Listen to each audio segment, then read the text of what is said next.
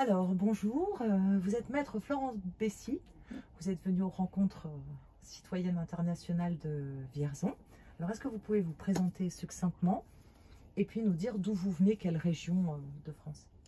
Alors, je suis avocate au barreau de Chambéry. Je suis spécialisée en réparation de dommages corporels. Donc, je défends les victimes de tout type d'accidents, accidents de la route. Je fais beaucoup de responsabilité médicale, accidents de sport. Et dans le cas de la responsabilité médicale, les accidents de vaccination, les victimes d'effets indésirables de vaccination. Et depuis 2021, je défends les soignants suspendus aussi, autant devant les juridictions prud'homales que les juridictions administratives. Voilà. Et qu'est-ce qui vous a amené à... Enfin, j'imagine que c'est un choix en tant qu'avocate d'aller vers ces dommages corporels, etc. Est-ce qu'il y a un événement particulier de votre vie qui vous a amené à ça, ou est-ce le hasard Je pense pas qu'il y ait de hasard, mais disons quand j'ai réussi l'examen d'avocat, c'est un peu... je me suis pas trop posé de questions en fait. Voilà, défendre les victimes, je me sens plus utile comme ça. Enfin, ça me correspond plus, je dirais, que aller me retrouver à faire du pénal et je me sentais pas, je ou me du sentais pas faire ça, du commercial commercial. ou... Voilà, ça m'intéressait pas. D'accord. Voilà, et c'est vrai que tout ce qui est, je fais énormément de responsabilités médicales et c'est vrai que tout ce qui est médical depuis longtemps, voilà, ça m'intéresse et voilà. D'accord. Alors, qu'est-ce qui vous a...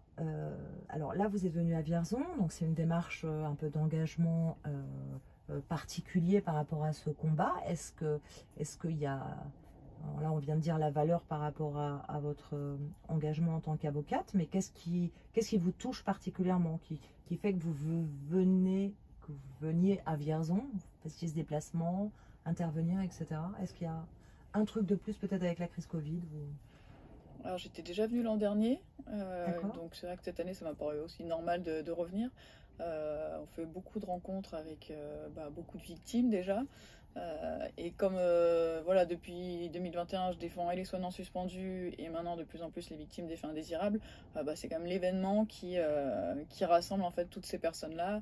Ça nous permet d'intervenir justement sur ces différents sujets parce que voilà, les gens parfois ils ont un effet indésirable, mais après ça leur paraît tellement insurmontable. Enfin voilà, quoi faire, mais je vais aller voir qui. Donc là, ça leur permet quand même voilà, d'avoir tous les éléments, tout ce qui est procédure pour les soignants suspendus.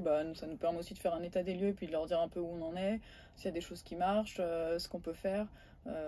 Voilà, puis ça met tous les gens en fait en lien entre les associations, les victimes, il y a des médecins, des avocats et puis même nous entre avocats en fait, parce qu'on va dire en France on est quand même pas beaucoup à s'être investi là-dedans. Je pense qu'à Chambéry même je suis la seule, avant j'étais à Agen, j'étais la seule. Donc là ça nous permet aussi nous de se rencontrer, de se soutenir. Voilà, parce que vous collaborez parfois pour... Ouais, aussi, ouais.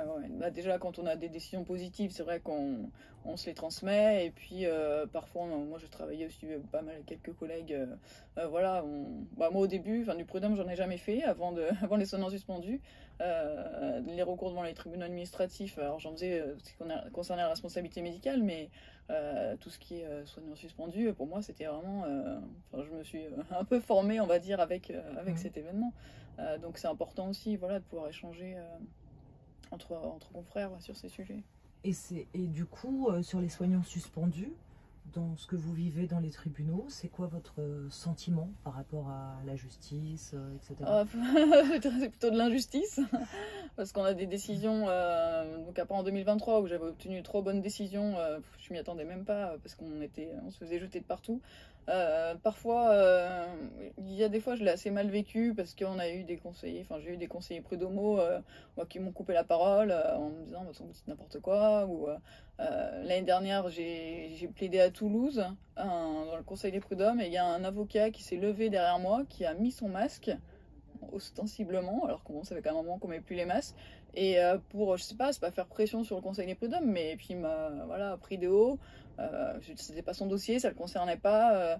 Donc parfois je l'ai un peu pris personnellement. J'avoue que autant d'autres dossiers, on défend une victime, on défend un client, mais il y a un là, peu un manque de déontologie quand même de vous. Ouais, là oui. ça a été le respect du confrère voilà, et respect. de Et puis parfois chez les magistrats ou les conseillers prud'homaux, voilà, qui coupent la parole parce que, en gros, je suis anti-vax complotiste, hein, pour faire simple.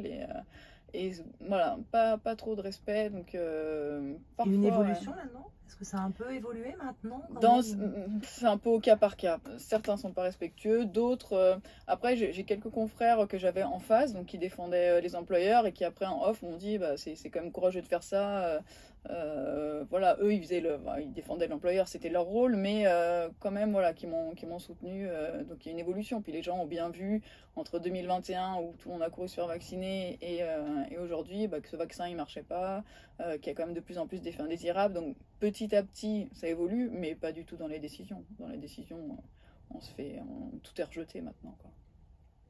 Même s'il y a tous les... C'est ça qui paraît dingue pour les non-avertis du droit, c'est qu'on se dit que pourtant il y a tout qui est avéré, on a tout, et pourtant on trouve normal d'avoir été mis au banc comme ça. Enfin, c'était purement horrible hein, d'avoir demandé aux soignants eux qui se sont engagés au début de la crise Covid, prendre des risques sur leur vie, aller travailler des heures et des nuits durant et d'un seul coup se faire jeter comme ça, c'est juste impensable humainement parlant. C'est impensable. On n'a jamais vu ça, puis sans aucun droit en fait.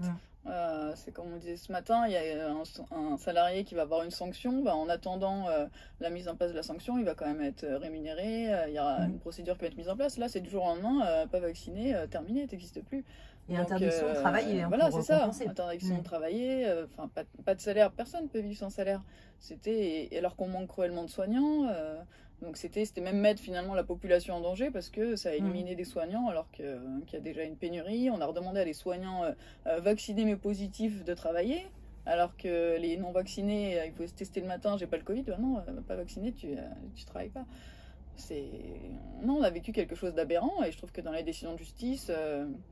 non, moi encore aujourd'hui je le lis, le vaccin est sûr et efficace, c'était protection de la santé publique, c'était entièrement validé par le Conseil constitutionnel, ce qu'il faut. En fait on n'a que des aberrations dans les décisions quand même. Donc est-ce que ça va évoluer? J'espère, parce qu'on continue maintenant, on fait beaucoup de recours contre l'État. Donc pour l'instant là on dire qu'on n'a aucun retour ni négatif ni positif ni négatif parce que c'est tellement long devant les tribunaux administratifs qu'on n'a pas encore eu d'audience. Mais j'espère qu'enfin, on peut arriver à quelque chose, quoi. D'accord. Alors, une toute dernière question. Si vous pouviez changer quelque chose d'un coup de baguette magique, ce serait quoi et pour quel changement de paradigme dans les années à venir? Un coup de baguette magique, ouais, ce serait pouvoir revenir en arrière et que tous ceux qui sont vaccinés n'aient pas tous ces effets secondaires qu'on voit. Après, je dirais plus juridiquement, on a déposé un recours, notamment avec Christine Coton contre l'ANSM. L'ANSM, le directeur de l'ANSM en fait doit retirer les vaccins si on a une condition, donc on a une liste de 5 conditions, et s'il y en a une qui est présente, qui est remplie, on doit, le directeur de l'ANSM, il a pas, enfin c'est pas discrétionnaire quoi, il doit retirer le vaccin et arrêter la prescription.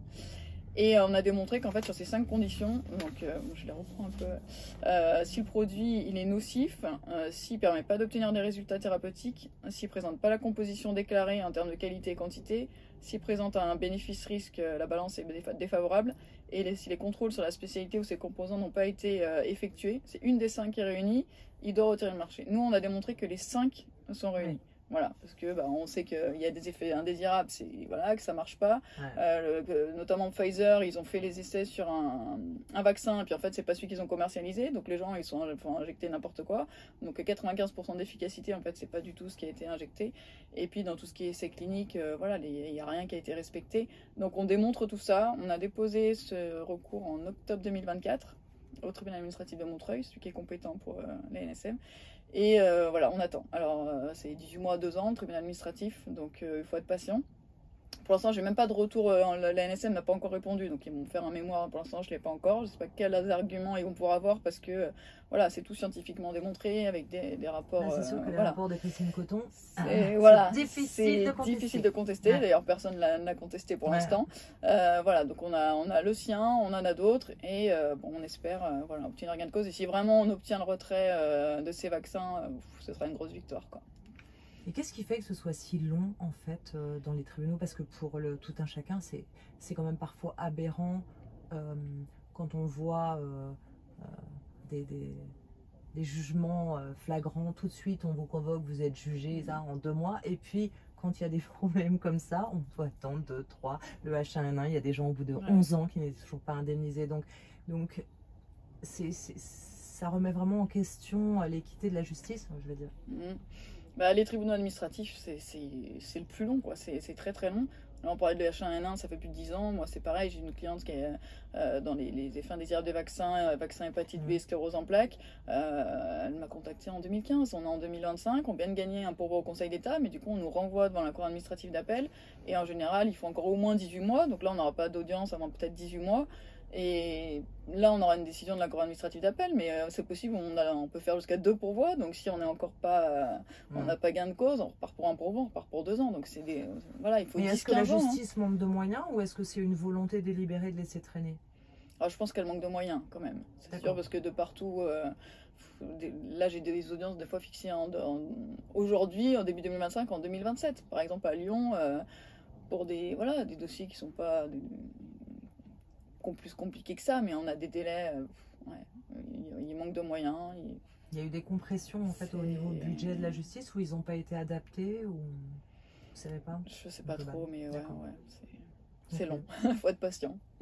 Ok, bah, écoutez, merci beaucoup Florence, vous avez quelque chose à ajouter? Bon, je pense que c'est bon, on a fait un petit peu le tour. Ok, bah écoutez, merci beaucoup, puis à suivre cette procédure. Voilà. Vous nous tiendrez au courant. Bien sûr. Avec Christine, je pense qu'on saura. Ouais, ce sera diffusé. Merci beaucoup.